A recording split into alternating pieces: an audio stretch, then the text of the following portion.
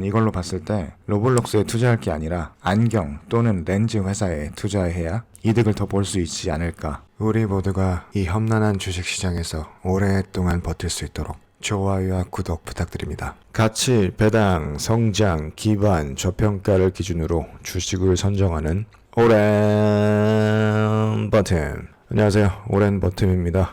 채권 수익률이 많이 떨어졌네요. 그로 인해서 축 처져 있던 주식들이 기다렸다는 듯이 차트의 히말라야 산맥을 그리면서 폭풍 상승하면서 오늘 장을 마감했습니다. 전 영상에서 언급했듯이 채권 입찰일이 다가오면서도 또 채권 수익률의 변동이 있을 거다라고 말씀을 드렸었는데 살짝 마음을 안정시켜주는 방면으로 다가오긴 한 것 같습니다. 그리고 상원을 통과한 부양책이 다시 하원을 거쳐서 바이든에게 가기까지 며칠 더 걸릴 것인데 이것 또한 일시적으로는 좋은 방향으로 표현될 수 있지만 이게 잠깐 반짝이는 것인지 아닌지는 조금 더 지켜봐야 할 것 같네요. 오는 3월 16일 FOMC 회의에서 파웰 아저씨의 생각을 조금 간파를 해봐야 될 것 같아요. 말하면서 코를 벌렁거리는지 입을 실룩실룩대는지 또는 말하면서 옆에 있는 아가씨의 엉덩이를 쳐다보는지 그리고 어떤 정책이 나오느냐에 따라서 페드가 무슨 속내인지 긴급함이 있는지 여유 있는 척을 하는 건지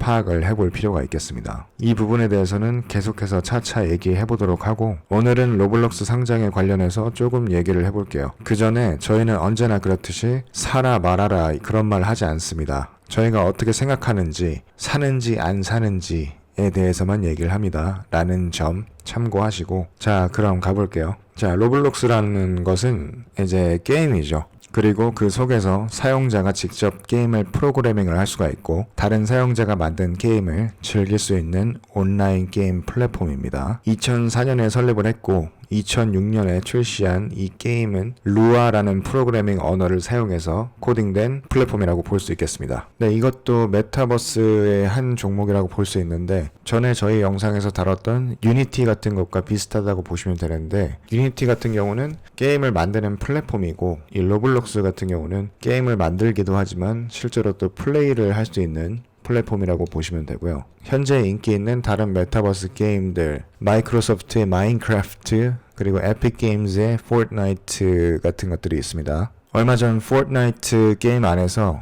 방탄소년단이 신곡 발표를 가졌는데 무려 4억 명이 시청을 했다고 합니다. 이렇게 앞으로 메타버스의 미래가 심상치 않다는 것은 알 수 있을 것 같네요. 또 다른 점은 마인크래프트나 이 포트나이트란 게임은 오로지 플레이만 할 수 있다는 점이고요. 아무래도 유저들이 게임을 만들다 보니까 이걸 전문성 있게 하는 그런 게임 디벨로퍼들은 퀄리티가 상당히 좋은 수준의 게임을 만들기도 하지만 일반적인 유저들이 게임을 만들 경우에는 그만큼 퀄리티가 좀 떨어지는 게임을 만들 수도 있겠죠. 하지만 이렇게 유저들이 직접 게임을 만들면서 실제로 이것으로 수익을 내는 생태계를 가지고 있습니다. 마치 유튜브 같이 영상을 만드는 크리에이터들이 있듯이 로블록스 안에서도 게임을 만들어서 제공하는 크리에이터들이 있는 것이라고 보면 됩니다. 게임을 만들므로 인해서 수익을 낼 수가 있어요. 그래서 로블록스 안에는 이 어린 친구들임에도 불구하고 벌써 수억 대의 자산을 가지고 있는 친구들도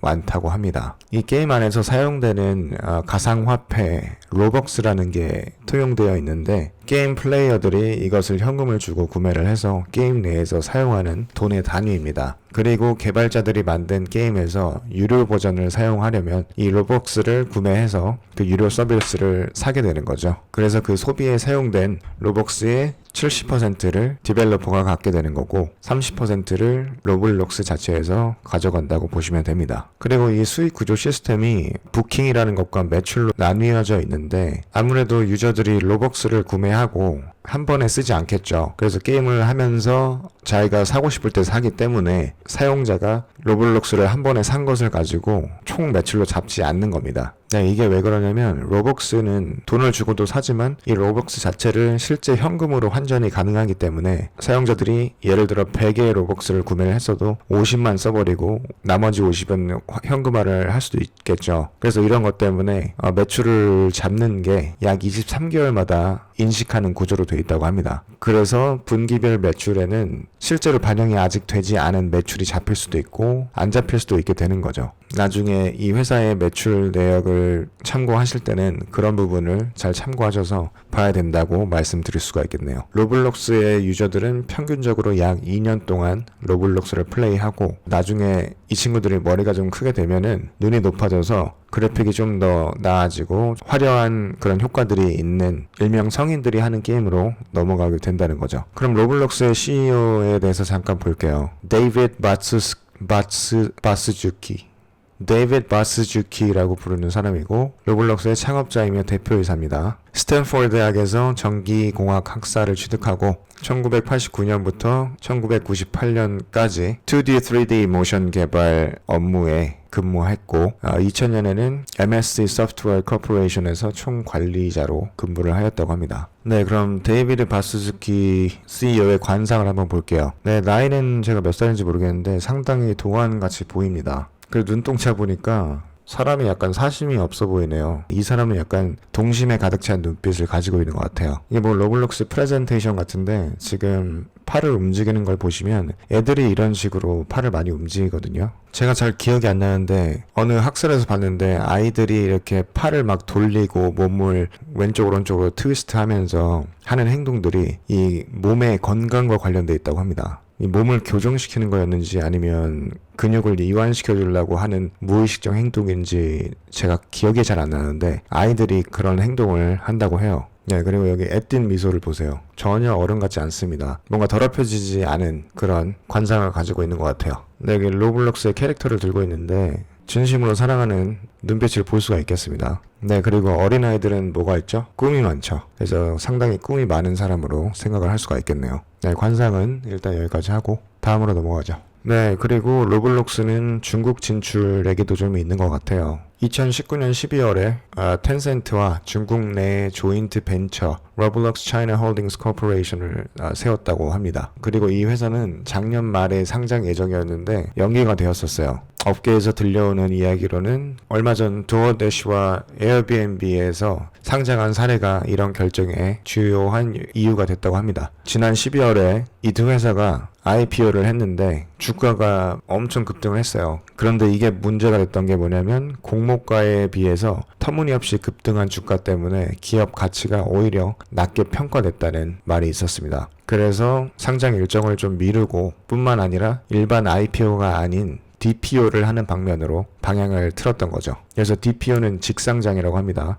직상장은 간단히 말해서 투자은행을 거치지 않고 곧바로 상장하는 방식으로 시장의 즉각적인 평가를 얻을 수 있다라는 장점이 있고 시장이 원하면 더 높은 몸값도 받을 수 있다는 뜻이 되겠습니다. 그리고 직상장 같은 경우는 락업이라는 개념이 원래는 없다고 합니다. 팔란티어 같은 경우도 직상장을 했어요. 하지만 그 회사의 경우는 락업일이 존재를 했었습니다. 그러니 로블록스의 락업일이 존재 여부에 대해서는 나중에 확인을 꼭 하시기 바랍니다. 일단 매출은 계속해서 예전부터 성장을 해왔던 회사고 코로나 때 매우 급성장을 하게 된 케이스입니다. 그리고 매출은 꾸준히 늘어나지만 역시 적자를 보고 있는 회사는 맞습니다. 물론 이런 회사들은 매출도 많을 수 있겠지만 계속해서 개발에 대한 투자가 끊임없이 필요한 종목이기 때문에 투자 비용으로 들어가는 돈이 상당히 많을 것으로 생각이 되고요. 일단 로블록스의 하루 유저는 3,600만 명입니다. 2016년에는 700만 명이었고 2018년에는 약 1,400명이었어요. 그리고 2020년 3분기에 3,600만 명으로 증가를 한 겁니다. 그리고 월간 사용자는 2021년 기준 2억 명입니다. 엄청나죠?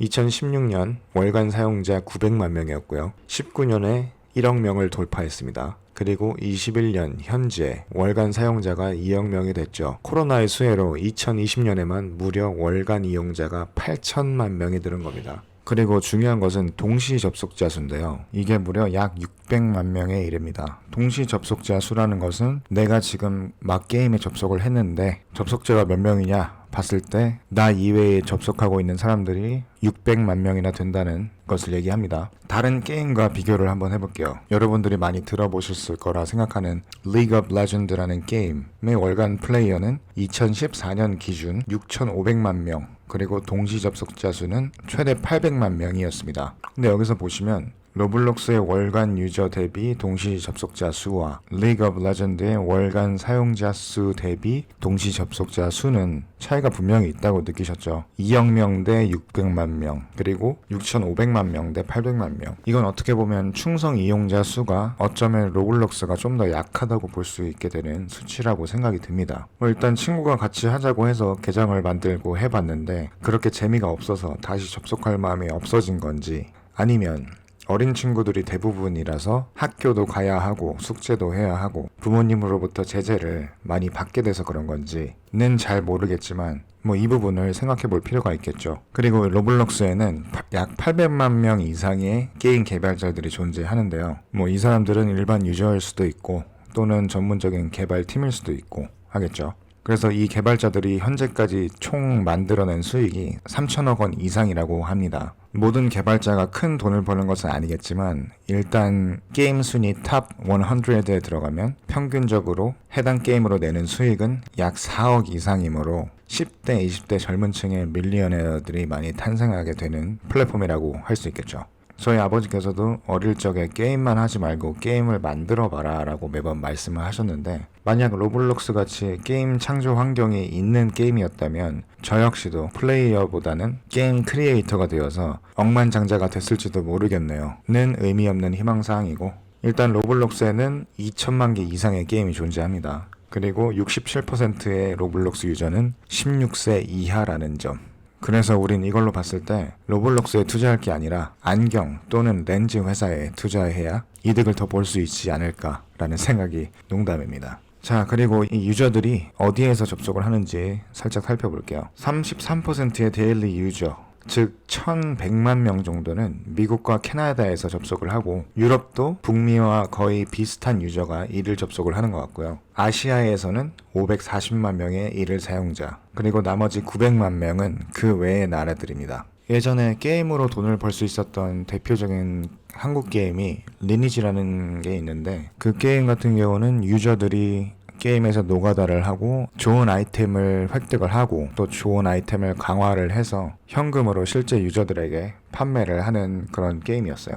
그래서 그 게임으로도 돈을 어느 정도 벌고 있었던 사람들이 꽤나 있었는데, 이 로블록스 같은 경우도 상당히 혁신적인 것이 실제로 이 게임 개발에 참여하는 일반 유저들이 돈을 벌 수 있는 환경이라는 거죠. 그리고 또 좋은 것은 일반적으로 게임만 하면 약간 사람이 바보가 되는 경향이 있잖아요. 그런데 이 개발 환경을 이용해서 개발 공부도 하고 실제로 개발을 함으로써 미래에 다가올 IT 시대, 즉 프로그래밍을 요구하는 시대에서 젊은 친구들이 미리 간접 경험을 하고 전문적으로 프로그래머가 될 수 있는 길도 열릴 수 있는 것 같고, 이 생태계 자체는 어떻게 보면 상당히 건강한 생태계라고 볼 수 있는 것 같습니다. 하지만 이 게임의 연령층이 확실히 분간이 되어 있다 보니까 저출산 시대로 본다면 성장성에 있어서 조금 걱정이 되는 부분이 있기도 하고, 이 친구들이 나중에는 배틀그라운드나 포트나잇이나 이런 게임으로 결국엔 넘어가게 돼 있다는 거죠. 메타버스 시장의 비전으로 볼 때는 좋다고 볼 수 있지만 그 기대에 부응하기 위해서는 다양한 연령층을 노릴 수 있는 플랫폼으로 뭔가 새로운 혁신이나 그런 개발이 필요할 것으로 보여지고 있습니다.